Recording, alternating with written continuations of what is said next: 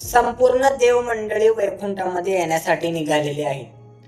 हे आपण मागील भागामध्ये पाहिले.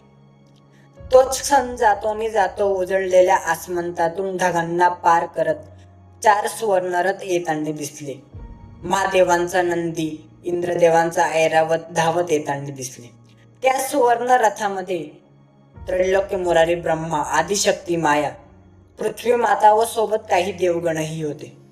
त्या मधोमध नंदीवर बसून आलेले नीळकंठेश्वर भोलेनाथ व ऐरावतावर बसून आलेले देवदेवेश्वर इंद्रदेव यांना येताना पाहून श्री भगवान महाविष्णू वैकुंठाच्या पायऱ्या उतरून त्यांचं स्वागत करण्यासाठी आले. इकडे सर्व देवमंडळी वैकुंठ येण्याची वाट बघत होते. बघता बघता वैकुंठ आलंही. संपूर्ण देव खाली उतरले. त्यांनी आपली वाहनं वैकुंठाच्या द्वाराशी रांगेत लावली. ते वैकुंठ पुढे आले. श्री महाविष्णू देवांनी सर्वांचं प्रसन्नतेनं स्वागत केलं आणि सर्वांना घेऊन वैकुंठामध्ये गेले.